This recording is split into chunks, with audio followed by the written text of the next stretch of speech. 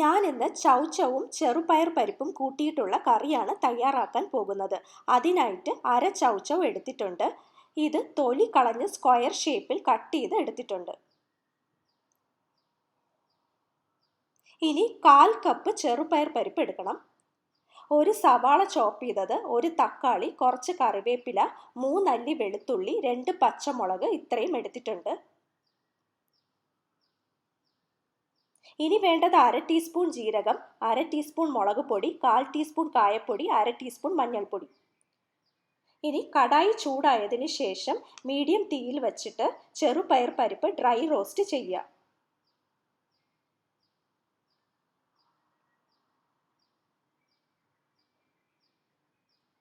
ചെറുപയർ പരിപ്പ് ചെറുതായിട്ട് മൂത്ത് മണം വന്നിട്ടുണ്ട്.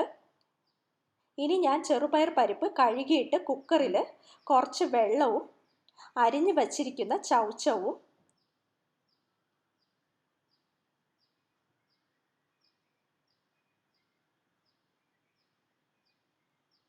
ആവശ്യത്തിന് ഉപ്പും ചേർത്ത് ഒരു 5 വിസിൽ വരുന്നത് വരെ വേവിക്കണം.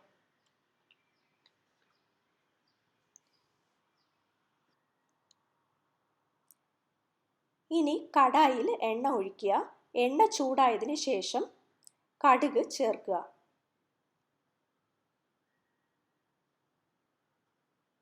കടുക് പൊട്ടിയതിന് ശേഷം ജീരകം കൂടി ചേർക്കുക. ഇനി കറിവേപ്പില, വറ്റൽമുളക്,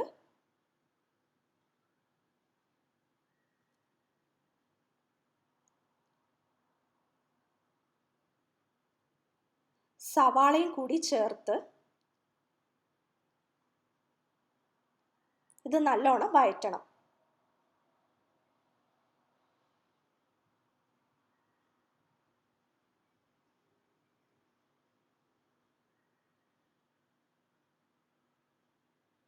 ഇനി പച്ചമുളകും വെളുത്തുള്ളിയും കൂടി ചേർത്ത് നന്നായിട്ട് വഴറ്റുക.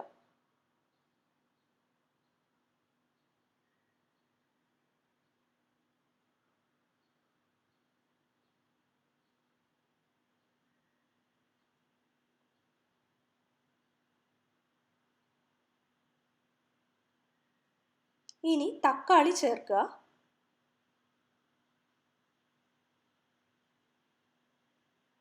നല്ലോണം മിക്സ് ചെയ്ത് വഴറ്റുക.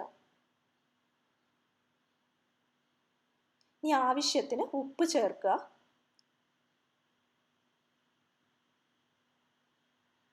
ഇനി മഞ്ഞൾപ്പൊടി, മുളക് പൊടി, കായപ്പൊടി കൂടി ചേർത്ത് നന്നായിട്ട് ഇളക്കുക. ഇനി കുറച്ച് ചൂടുവെള്ളം ചേർക്കുക.